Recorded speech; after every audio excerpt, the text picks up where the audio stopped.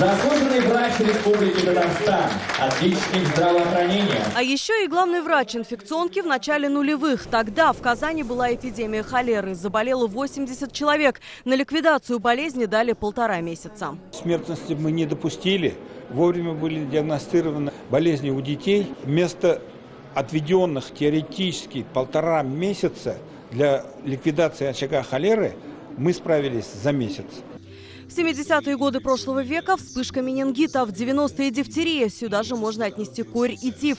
Тогда заразу в республике победили с помощью массовой вакцинации. Сейчас, утверждают врачи, все чаще от прививок отказываются. Но уйти от серьезных осложнений удается лишь благодаря сильной системе медпомощи, говорит федеральный инфекционист. Ваша республика входит в топ-5 тех республик, где оказывается достаточно квалифицированная помощь. Показатели смертности, они стабильны, они не вырываются за последние 5 лет из типовых показателей. Инфекциям характерна сезонность. Если осень и зима – время ОРВИ, летом кишечные. Лечат их в Республиканской клинической инфекционной больнице. Каждый день за помощью сюда обращаются до 150 пациентов. В коридорах инфекционной больницы всегда безлюдно. Здесь можно встретить только медсестру или врача. Гулять с пациентом здесь запрещено. В принципе, и выйти они не могут, потому что палаты всегда закрыты. Особую тревогу вызывают так называемые завозные инфекции. Вакцин от них нет, только терапия. Юго-Восточную Азию, Таиланд и другие, где регистрируется такое заболевание, как лихорадка Денге.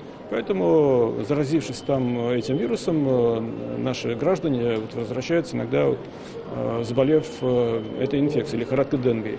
Проблем и вопросов много. Сегодня на агафоновских чтениях 400 специалистов будут делиться своим опытом диагностики и лечения инфекций. Алия Хайрудинова, Вадим Илларионов, ТНВ, Казань.